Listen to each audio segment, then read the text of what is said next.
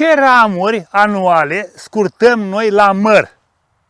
Este o întrebare frecventă și în acest tutorial vreau să răspund la această întrebare neapărat pentru că este foarte, foarte interesant. Trofim este numele meu și dacă vreți să vă abonați pe acest canal, vă invit cu drag, abonamentul e gratuit, vă rog să dați un like și o distribuție, mergem mai departe și spunem așa.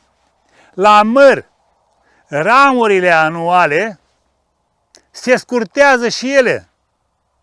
La modul general, se spune așa, că la semințioase ramurile anuale nu se scurtează, se elimină la inel.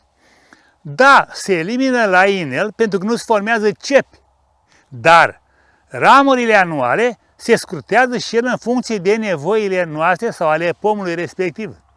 Și haideți să vedem. Aici este o ramură multianuală, venită încoace, cu multe treceri. Aici avem o ramură anuală care vine către exterior.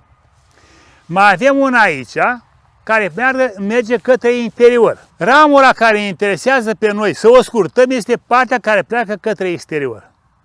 De ce? Pentru că eu vreau să-i fac o prelungire și în același timp să obțin și elemente, adică ramuri de rod în partea rămasă. Orice ramură anuală scurtată va genera altă ramură de creștere din vârful ei, iar în partea rămasă va genera ramuri de rod, adică țepușe, nuielușe și eventual pinteni, care sunt niște ramuri ce vor evolua și ele tot într-o ramură de rod.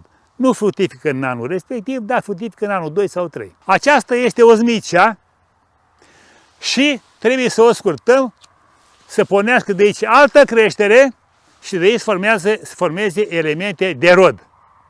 Dacă la anul vrem să păstrăm această evoluție în continuare, lăsăm în continuare și mai facem o scurtare și vom împodobi și partea asta cu ramuri de rod.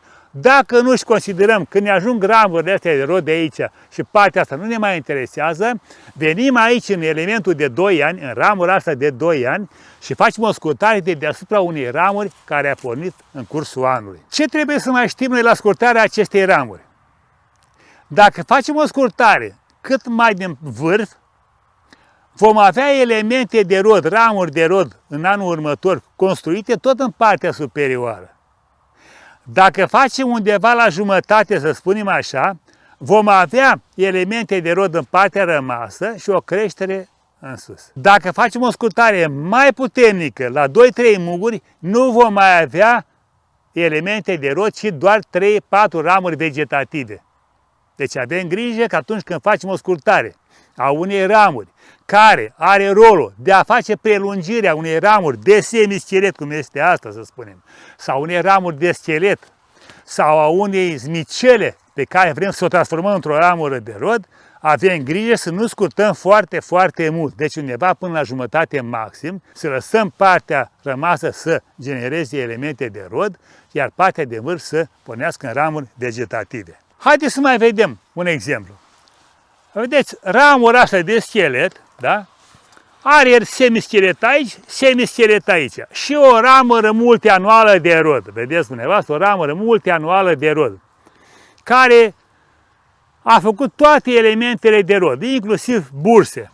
Și avem partea asta, deci ca ramură de semischelet, da? Care pornește din schelet, în zona asta. Această ramură a fost scurtată de aici, da?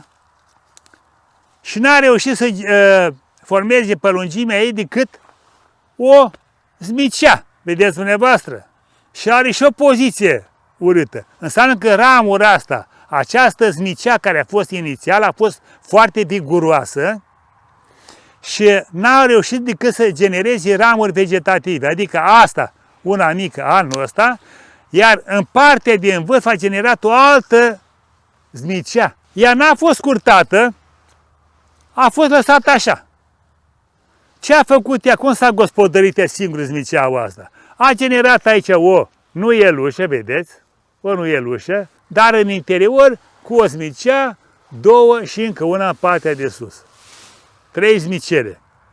Acum, am spus așa, că zmicelele nu au elemente de rod, adică nu au mugurile de rod în vârful lor. Dar ne folosim de ele și le putem scurta.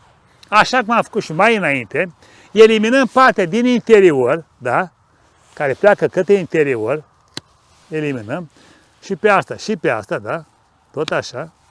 Lăsăm smiceaua asta, care nu produce mere anul ăsta, să plece către exterior. Dacă am lăsat-o, îi facem o scurtare, ca să genereze astfel stare de prelungire, iar pe partea rămasă să genereze astfel de elemente de rod. Acum, vedeți dumneavoastră, aici avem o smicea, lateral aici, avem una pe interior, vedeți cum a crescut. Asta are poziție exterioară, asta e interioară. Cum o gestionăm? O scurtăm și pe asta și pe asta? Asta în interior nu ne interesează, pentru că oricum va aglomera zona asta și va umbri partea de exterior și o vom elimina de la inel. Vedeți? Bun. Smiceaua asta, care nu are mugure de rod în vârful ei, vedeți? Este un mugure vegetativ foarte clar, care în vârf o frunzuliță, plus că partea asta este gri, adică nu are o culoare așa cum ar trebui să aibă, roșiatică. Și acum am spus noi, ce ramuri scurtăm la măr? Iată, și smiceaua asta o vom scurta de undeva de aici. De ce scurtăm noi această smicea? Vom avea o altă creștere care nu ne interesează neapărat, pentru că se suprapune cu partea de sus, dar sunt conștient că va fi aici. Ce ne interesează pe noi este ca în partea rămasă să genereze astfel de elemente de rod. Uitați cum e aici. Pe partea rămasă. Și atunci, după ce vom avea astfel de elemente, venim și scurtăm în lemn de 2 ani, undeva de aici, să spunem așa, și rămân numai cu elementele de rod, iar partea vegetativă, acea mătură, cum se spune, va fi eliminată. Haideți să vedem altă situație. Avem aici o ramură crescută, o smicea și încă o smicea aici. Dacă nu avem nevoie de ele, le eliminăm. Dar dacă avem nevoie de ele, le scurtăm, așa cum am făcut și mai înainte. Vedeți că și la măr ramurile anuale se scurtează.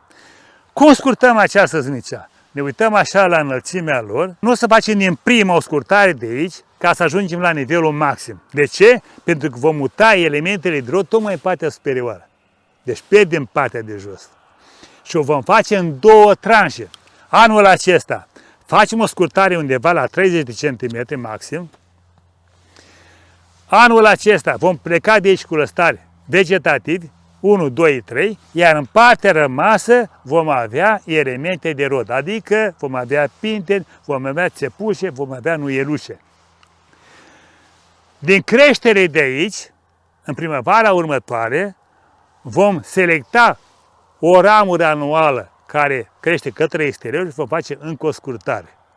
Deci vedeți dumneavoastră că ramurile anuale se scurtează în multe situații. O altă situație cea mai întâlnită este atunci când vrem să facem o continuare a ramurilor de schelet. Deci în cazul nostru aici, vedeți, avem o ramură de schelet. Vine de jos de acolo, cu tăieri multiple, an de an, ajuns aici, ajuns aici, ajuns aici și acum ce facem noi?